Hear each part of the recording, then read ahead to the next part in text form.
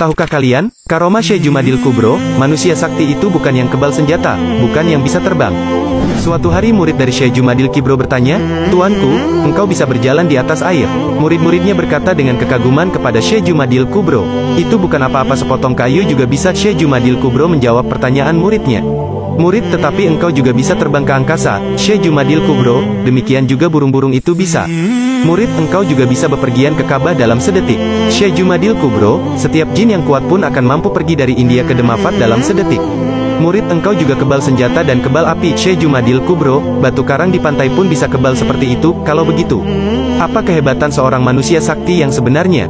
Murid-muridnya ingin tahu. Syekh Jumadil Kubro tersenyum lalu beliau menjawab, "Manusia sakti ialah mereka yang bisa menjaga hatinya agar tidak berpaling kepada sesuatu pun selain Allah. Hatinya selalu zikrullah dalam keadaan apapun, sehingga bisa bersabar ketika diuji dan bisa bersyukur ketika diberi rizki. Dengan zikirnya maka rasanya rata datar seperti air sehingga tidak senang ketika dipuji dan tidak sakit hati ketika dihina.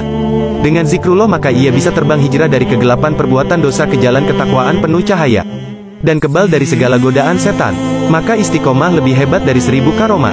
Di zaman Sayyid Jumadil Kubro beliau dijuluki Pandito Ratu, karena mempunyai ilmu rahasia Kaisaf Laduni yang langsung dari Allah, seperti Nabi Khidir, yang mengetahui hal gaib dan ilmu-ilmu rahasia yang tidak diketahui oleh umum. Syekh Sayyid Jumadil Kubro merupakan tokoh kunci proses Islamisasi di Pulau Tanah Jawa yang hidup sebelum Wali Songo.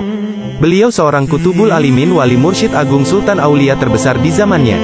Penyebar Islam pertama yang mampu menembus dinding kebesaran kerajaan Majapahit. Syekh Sayyid Jumadil Kubro adalah cucu ke-18 Rasulullah Muhammad dari garis Sayyidah Fatimah Az-Zahra.